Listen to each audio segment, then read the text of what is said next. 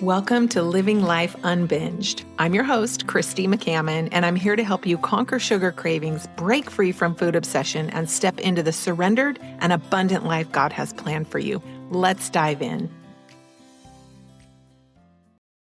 I really wanted to do this episode because I know that so many of you are doing this work in environments that aren't exactly set up for your success. Maybe your spouse still brings home the donuts. Maybe your kids are still asking for fast food every Friday night. You're trying to figure out how to feed everybody and still honor your own journey. Maybe you sit down to a family dinner and the food you're trying to avoid is sitting right there in the middle of the table. And it is hard. I want to say that out loud. It's genuinely hard sometimes. This is a good time to remind you that being sugar or flour free is hard, but being food obsessed and overweight is harder. But we can't discount the fact that sometimes things are genuinely hard. It's okay to admit that. I remember feeling so alone in this. When I made the decision to take care of my health, to break free from sugar, and to do something different with my life, my family happened to be on the same page. They were willing to support me, and it was beautiful. But most of the time, and most women or men I deal with are kind of on their own. And so it is a challenge. And sometimes people aren't trying to be unsupportive on purpose. They're just not in the same place, and they don't have the same conviction that we have. And that gap can feel pretty lonely. Here's the thing. Sometimes I felt resentment about it, whether it was family or friends that weren't just jumping on my side of the street. I felt like they should. I started to feel guilty and somewhat resentful. And here's the thing. The guilt made me want to eat.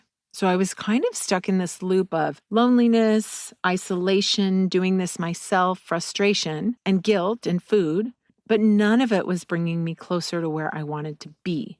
So here's the truth that I had to land on all those years ago. And it's a little bit hard to hear, but it's so freeing on the other side. I cannot wait for everyone around me to get on board before I take care of myself.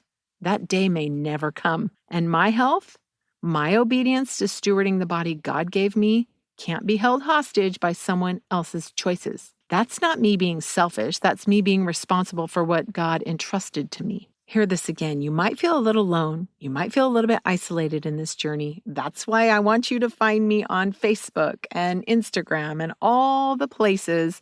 Make sure you go to lifeunbinged.com, sign up for your free weekly tips, truth, and recipes because you need to feel supported. But if we're waiting for others to get on board, it might not happen. So we have to focus in on ourselves. Romans 14:12 says, "So then, each of us will give an account of ourselves to God, not an account of what our spouse ate, not an account of what was available at our family dinners, our own account." So I have to steward my own body. You have to steward your own body. I can't outsource that to somebody else. I mean, maybe it sounds kind of fun if that could be an option, but I can't.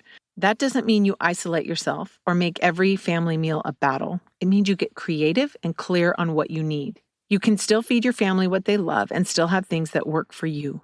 You need some simple modifications. I will also link in the show notes one of my favorite YouTube videos I ever made, and it was about modifications that we can use so we can cook, eat, and have the same meal with our family with some simple modifications. You can enjoy the table, the conversation, the connection, and make your own choices about what's on your plate. Eyes on your own plate. Those two things can coexist.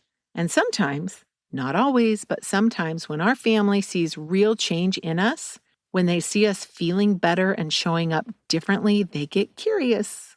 And curiosity is a good thing, right? Your journey might become an invitation for them eventually, but that can't be your motivation for starting. It simply can't. Start because God put this on your heart. Start for you. Your action step this week, identify one small practical boundary you can put in place to protect your journey without making it a whole family negotiation. Maybe you ask your spouse not to offer you certain foods at night. That's kind of a simple one, but it can be a hard conversation, especially if you sat and ate those foods together for the last 10 years. Maybe you designate one drawer or shelf as your space. Maybe you plan your own lunch so you're not dependent on what everyone else is having. Pick one thing, protect your space because you are worthy and you deserve it. Thanks for joining me today. If you are ready to break free from food obsession and sugar cravings and start living your life unbinged, join me at lifeunbinged.com. If this episode spoke to your heart, I'd love it if you'd subscribe, leave a review, or share it with a friend. Until next week, go in grace and walk in freedom.